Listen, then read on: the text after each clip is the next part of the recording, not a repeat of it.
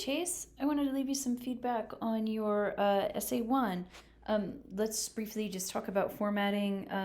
Everything looks good. I'm not sure what happened to your heading right here. That's not a major concern of mine, but you'll see that it's kind of pushed over away from your essay. You want it aligned with your essay, but that's not really what I want to talk to you about. You're missing your works cited page. So since you are relying on a source to write your essay, you need to include your works cited page for Orwell's essays. Um, as a whole, this is a really good essay.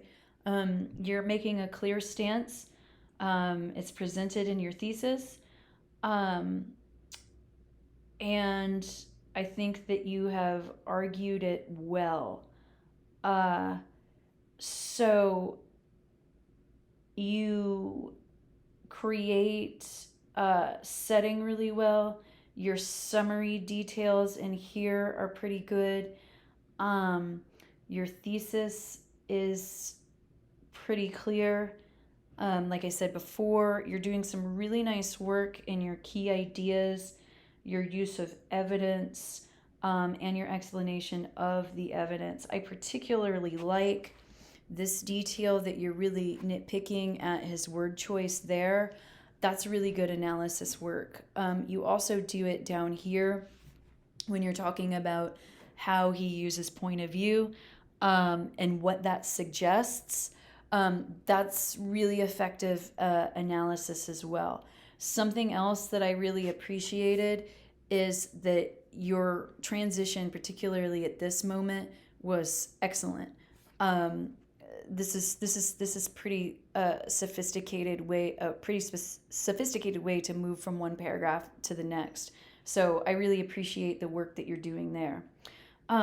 I was just thinking something, so I want to go back to your concluding paragraph for just a second. Yeah, okay, good. So I do want to talk about that with you. So let's talk about a few things here and there that might make this more effective. And really, what I want to talk to you about is some minor editorial concerns, and then one thing that could help you expand on your conclusion. This sentence, I get what you're saying here, but this sentence would be, I consider this sentence to be a little awkward, and it's because your subject is so broad. So I get that you say here there are two sides that could be taken away from this essay. Those would simply be there's just something about this that gets a little clunky. So I think a better solution here would be to yank this out and just state those two sides specifically in the same sentence. Just use a colon to connect those ideas. So play around with this sentence. The idea that you have is valuable, and I do think that you need to identify those two sides. But as this sentence stands right now, and it's in this section right here, and basically it's because you have a passive subject and a passive verb. So if you could just yank those out and get the two sides, I think this would be better.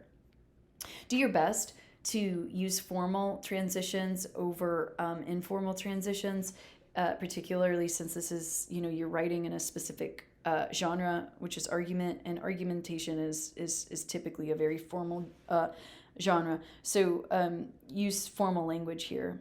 I I'm kind of on the fence about this idea. I wouldn't say that Orwell plays a prison guard because that seems to suggest that we're moving into drama, which we're not. I think to be uh, fair to what the story actually does, I think saying that the narrator is a prison guard, or Orwell uses a prison guard as the narrator. Does that make sense? So the idea that you want to express is good, and I'm glad that you brought that up because like this is kind of the crux of your argument. But I'm just going to quibble with your phrasing here, and I would, because this suggests something that doesn't actually happen. And I like your stance. The placement of the word persuasively, it's kind of in a weird spot. So I don't want you to change the argument. I get what you're saying, and I think that you have a fair stance. But maybe play around with this idea. So when I first read your thesis, my initial reaction was, okay, well, what is the better solution?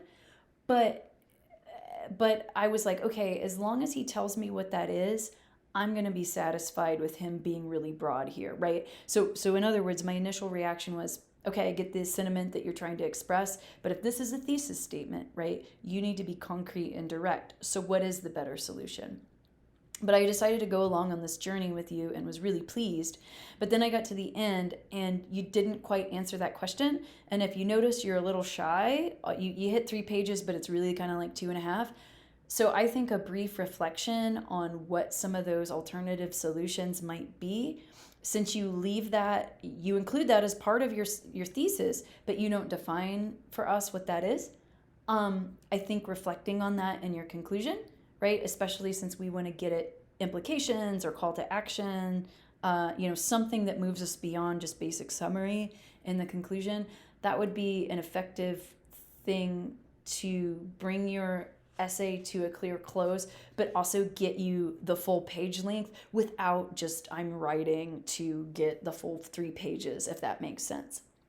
One final thing in MLA, when you're doing in-text citations, it's a really plain style. So there is no punctuation or PG or anything in your parenthetical citations. It is just the author and the last name. So make sure that you clean that up. It looks like you're like combining a little bit of APA with MLA, but that's incorrect. This is how you'd want to format those.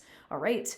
I hope you recognize that with a little bit of tweaking and a little bit of editing, I think that this could be a solid essay. It already is. It just needs a little bit of tweaking. All right. Let me know if you have questions.